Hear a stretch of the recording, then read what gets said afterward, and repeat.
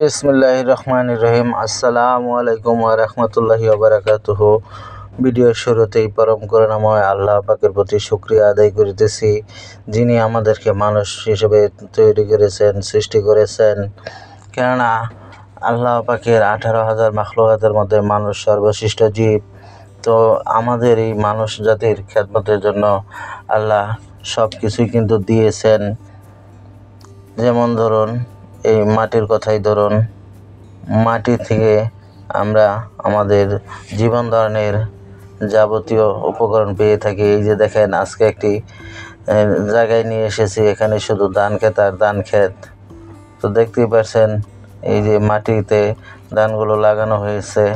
দেখুন, এই যে এখানে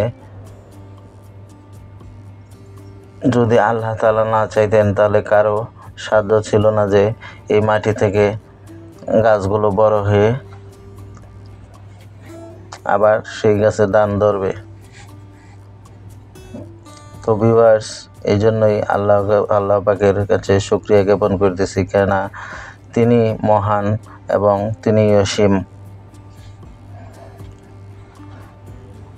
তিনি আমাদেরকে মানুষ রূপে সৃষ্টি করেছেন, আমাদের জীবন ধারণের জন্য সমস্ত উপকরণ কিন্তু তিনি এই পৃথিবীতে দিয়ে দিয়েছেন। তো এই যে দেখেন, একটি ধান প্রথমে কিন্তু মাটিতে ফেলানো হয়েছিল, সেখানে কিন্তু একটি গাছ হয়েছে, সেই গাছে কিন্তু আবার সেই ধানই হয়েছে, কিন্তু একটি থেকে অসংখ্য ধান হয়েছে। তদ্রূপ এই যে ধানের ক্ষেতগুলো দেখতেছেন, এখানে কিন্তু আগে কিন্তু ধান মাটিতে দেওয়া হয়েছিল, সেই ধান থেকেই কিন্তু চারা গাছ হয়েছে। সেই গাছগুলো বড় হয়ে এখন কিন্তু সেগুলোতে অসংখ্য ধান হয়েছে। তো এই দেখেন, এই যে ধান ক্ষেতটা বাতাসের কারণে কিন্তু মাঝখানে কিছু অংশ কিন্তু শুয়ে পড়েছে মাটিতে। তো ভিউয়ার্স, এই মাটি আমরা বিভিন্ন রকমে বিভিন্নভাবে বিভিন্ন কাজে ব্যবহার করে থাকি। তো এই দেখেন, এইখানকার মাটিটা কিন্তু ফসল উৎপাদনের জন্য ব্যবহার করা হচ্ছে। কেউ আবার মাটিতে বহুতল ভবন নির্মাণ করে, কেউ মাটিতে পুকুর খনন করে। তো আমরা মাটিকে বিভিন্ন রকমভাবে বিভিন্ন কাজে ব্যবহার করে থাকি। এই যে দেখেন, একটা ধান গাছে কতগুলো ধান ধরেছে। এটাই হচ্ছে আল্লাহ তাআলার নিয়ামত মানুষের জন্য। তো এই সকল নিয়ামত আল্লাহ তাআলার পক্ষ থেকে আমরা ভোগ করার জন্য কিন্তু অবশ্যই আমরা আল্লাহ তাআলার শুকরিয়া আদায় করব, কেননা তিনি আমাদেরকে জন্ম দিয়েছেন, তিনি আমাদের ভরণ পোষণের ব্যবস্থা করে দিয়েছেন। আবার তারই হুকুমে আমাদের কিন্তু এই মাটিতেই মিশে যেতে হবে। তো ভিউয়ার্স, ভিডিওটি কেমন হয়েছে জানাবেন। যদি ভিডিও ভালো লাগে তাহলে অবশ্যই একটা লাইক, কমেন্ট ও শেয়ার করে যাবেন। আর আমার ভিডিওতে যদি প্রথম দর্শক হয়ে থাকেন তাহলে অবশ্যই আমার ইউটিউব চ্যানেল মুক্ত টিভি সাবস্ক্রাইব করে বেল বাটন অন করে রাখবেন। কৃষি সংক্রান্ত নানা ধরনের ভিডিও আমার চ্যানেলে দেখতে পারবেন। তো ভিউয়ার্স, এই যে দেখেন, এই এলাকাটা পুরাটাই কিন্তু এখানে ধানের চাষ করা হয়েছে।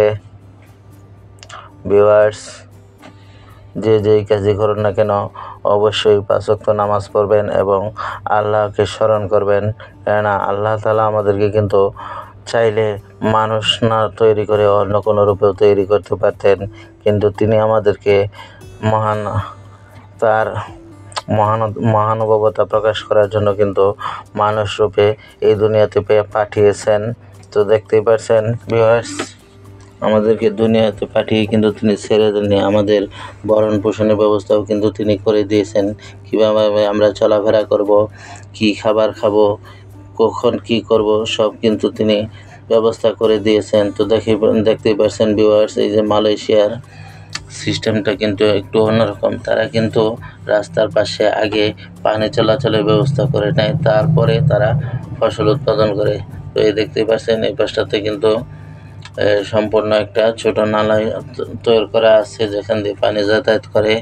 এখান থেকে প্রয়োজন হলে পানি তারা খেতেও দেয়, আবার যখন জমিতে পানি বেশি হয়ে যায় তখন কিন্তু এই নালা দিয়ে পানি তারা আবার বের করে দেয়। তো ধন্যবাদ ভিউয়ার্স, সবাই আমার ভিডিওটি দেখার জন্য। আর ভিডিও ভালো লাগলে অবশ্যই লাইক কমেন্ট শেয়ার করে যাবেন। দেখতেই পাচ্ছেন এই যে জমিতে ধান হয়ে আছে। তো ভিউয়ার্স, এই মালয়েশিয়ানরা কিন্তু ধানটা অন্যরকমভাবে রোপণ করে। তারা একবারেই ক্ষেতের ভিতর ধান ছিটিয়ে দেয়, যার ফলে সেখানে কিন্তু পরবর্তীতে ধান গাছের সাথে অন্য গাছগাছালি হলেও নিড়ানোর কোনো উপায় থাকে না।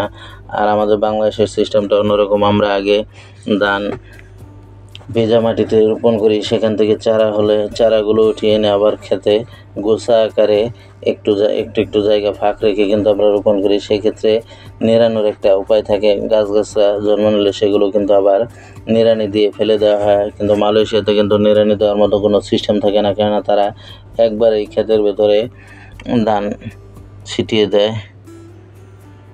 তো সেখানে আর পরবর্তীতে চলাচল করার মতো কোনো জায়গা থাকে না, যার জন্য ধানের সাথে অসংখ্য আগাছাও হয়ে যায়। তো ধন্যবাদ ভিউয়ার্স সম্পূর্ণ ভিডিওটি দেখার জন্য। আশা করি সবার ভালো লেগেছে। যদি ভালো লেগে থাকে তাহলে অবশ্যই লাইক কমেন্ট করবেন, আর ভালো না লাগলে ডিসলাইক দিবেন। তো আজকের মতো ভিডিওটি এখানেই শেষ করতেছি। আশা করছি সবাই ভালো থাকবেন এবং আল্লাহকে স্মরণ করবেন। যে যেখানে থাকেন আল্লাহর প্রতি কৃতজ্ঞতা জ্ঞাপন করবেন। খুদা হাফেজ।